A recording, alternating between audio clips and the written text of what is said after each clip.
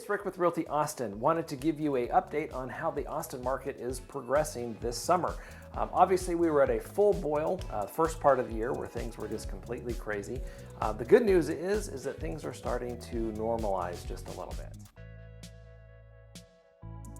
All right, let's take a look at the average price of homes sold in the Austin area so far this year. So if you take a look here, you can see starting in January, the average price was $463,000. It jumped up $51,000 to $514,000 in February. Took another $38,000 jump in March, $24,000 in April, so some really significant months there. But you can see starting in May, month over month, price increase in May from April was only $13,000, and then June was $10,000. And it looks like July is ending up at about $9,000. So I think we're going to see that trend continue for a little while. Certainly if we see August come in at right in that area, I'm guessing it's going to be a little bit lower. We may see a 7,000 or 8,000 month over month increase. So that's kind of a nice sign of a little bit of normalization. Another great way to kind of gauge what's going on in the market is days on market, the average number of days that homes are staying on the market. You can see here in January, homes were on the market a little bit over 30 days. In July, homes were sitting on the market just about 10 days. So that's showing us that the inventory for homes is still super, super tight.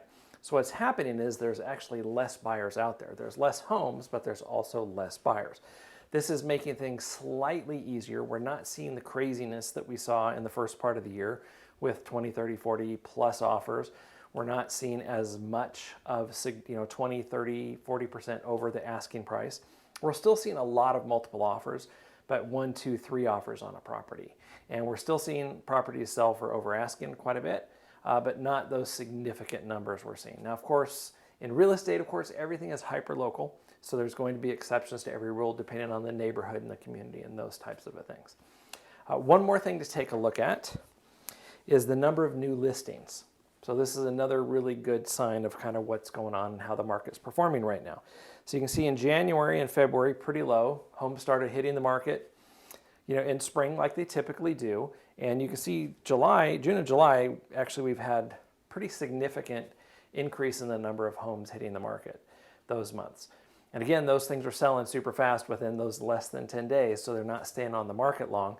But this is providing a little bit of relief. So any buyers out there that have been kind of sitting on the sidelines, kind of watching this crazy market go on, now is really a great time to jump in and make your decision and buy a home before we hit the spring craziness of next year.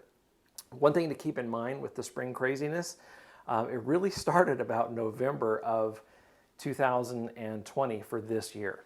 So it's very, very possible our spring market could hit again a little bit early. A couple other factors to kind of keep in mind. We have Tesla opening up at the end of this year, early next year, 10,000 employees.